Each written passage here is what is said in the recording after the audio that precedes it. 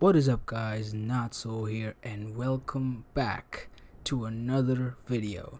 In this video we're going to be talking about spell break, and literally I'm going to be teaching you everything I know about spell break.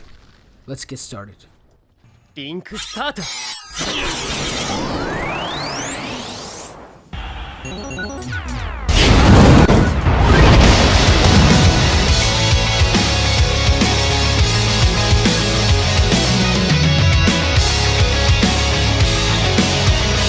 Alright, let's start with the basics. Basically, we have 6 elements or 6 gauntlets in this game. There's Stone Skin, which is Earth, Lightning, Frost, Toxic, Wind, and Fire. As you can see, I'll be showing you different kinds of gauntlets. These are for your primary weapon. Each gauntlet will have 2 abilities. One is a primary ability and one is a special ability for your element. Also, when you pick your primary element or gauntlet, each of them have skill levels. Skill levels, to dumb it down, is basically helping your gauntlet get stronger throughout the game. So every time you go and reach a circle inside the zone, your skills will be upgraded. Alright, let's get into some practice games and I'll show you the different types of gauntlets and the different types of runes that you can use to enhance your game style.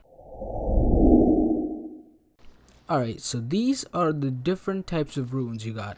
There's different skill tiers between runes, and as you can see, this one is called the invincibility tool. This rune speaks for itself. As you can clearly see, I am invincible for a short duration of time. The next rune is dash rune. Dash rune, again, simple enough. All you do is dash. But the best part about it is that you have a very short cooldown for your dashes. It's only a 3-second cooldown, so you can keep dashing. Alright, the next one is Featherfall. Featherfall helps you get quickly up in the air for your mage battles, obviously. As you can see, you go really high with this rune. And the best part is, it has a very short cooldown, so using this to escape the zone is a really good one, just like invincibility. And the next one is Spring Step. Spring Step, I feel like it's a stupid rune. I'm sorry. That's it. That's all you do. Like, all you do is hop like a bunny. Like, it doesn't make any sense. Sure, it's a very short cooldown, but I don't think I like it. This one though, I really like. Flight rune. Flight rune, literally just, you go like Naruto Super Saiyan stuff. Yeah, you can fly all you want. 10-second cooldown for the legendary. Not that bad a deal. You can fly for like 4 seconds. Well, see this. You can fly how you want. Like, that's amazing. Alright. So the next rune, we have Wolf's Blood. This literally negates the invincibility rune, because you can literally see people through walls. It's basically like the Drummond cult. As you can see right here in this illustration, the enemies are outlined in red color and you can see them for the duration of your rune time. Okay, this next rune is one of my favorites and it's really good for running away from the zone or literally confusing your opponent. It's TP, teleportation. You can literally TP right there. Boom. See, you're there. 10-second cooldown, and the best part is cooldowns decrease by the tier. And the final one, Shadow Step. It's the mix between invincibility and your dash. It's a very short effect. That's why there is 2 runes combined in this. It's 100% better than the Spring Step. 100%. Alright, let's move on to the gauntlets. This is the famous Wind Gauntlet. If you are a fan of Naruto the Airbender, this is your go-to. You can shoot all of these wind mystical particle thingy majigs. Damage decreases the further you are away. I just don't feel like you should be using this if you're really trying to snipe someone. And the next strong elemental ability is Tornado. You can literally hold people and aim at them during the duration of it, and if you have this as your primary weapon, you can also hop onto the tornado and get a small boost. But you gotta have this as your primary before you start the game. Alright, so the next gauntlet on the list is Lightning. Lightning is a pretty cool and electrifying.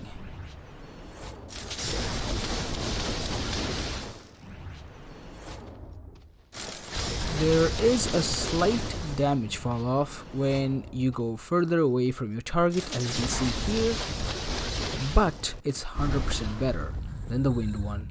Alright, so this is the elemental ability for lightning, and it literally is a wave or a circle that shocks people after a small delay. Keep in mind though that if you are near it while you cast it, you also will be shocked.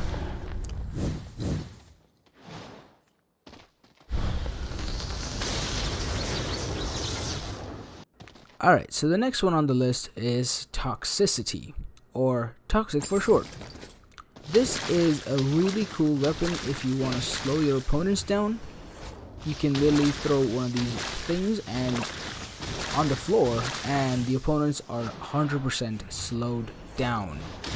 Easy for aiming, and it stays for a while too. The elemental ability for Toxic is throwing a big grenade kind of thing. You can just throw it and that whole area will be smoked. You will also take damage on these smoke bombs, but the best part is if you have a red elemental gauntlet next to you, you can use that to blow the smoke up, which causes extra damage.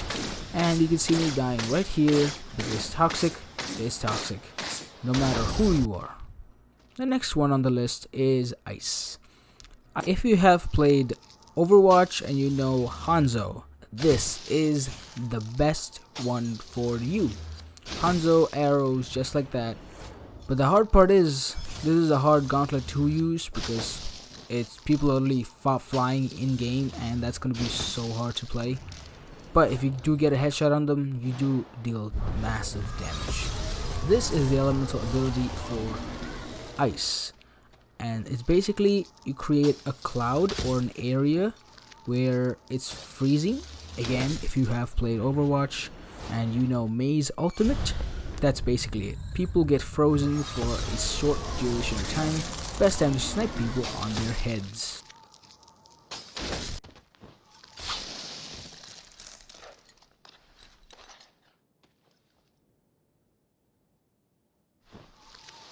And you start the game with Ice, this is what you can do. You can literally slide.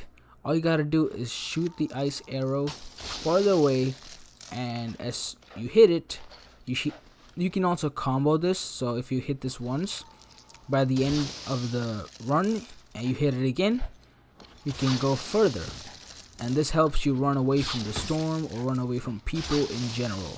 Next one on the list is Fire, and if you have played Dragon Ball Z or are a fan of it, this is the gauntlet for you.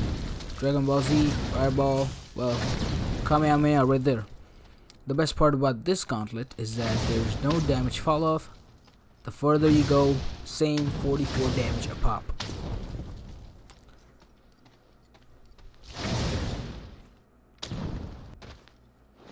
And the elemental ability for Fire is creating a wall of fire. You can aim it as much as you want, and enemies inside of the wall will take small amounts of damage.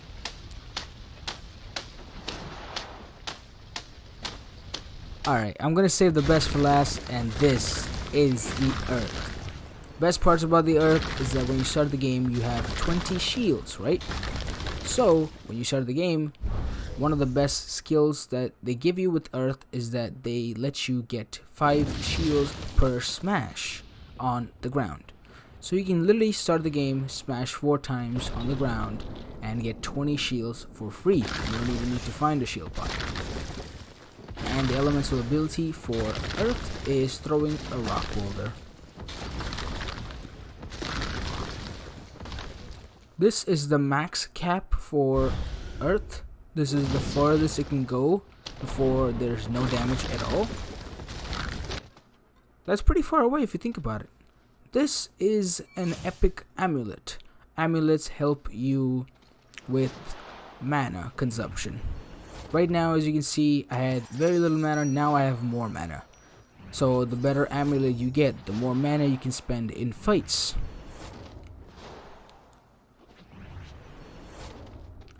The next one on the list for utilities is the belt. There's common, uncommon, rare, epic, and legendary, just like any other. And I just clicked on epic and I got full 100 shields. Epic shield. And the next one is boots. Boots help you go fast. It's just that simple. Right now this is without no boots at all. That's the speed every player gets when they start the game. But now look how fast I am. If you get the legendaries, like, that's how fast you're gonna go. Alright, so those are the basic gauntlets, the different types of elements, the best utilities, and everything about Spellbreak for you guys to start with. I hope you guys enjoy this game. This game just released, and this has been your boy NATSUO.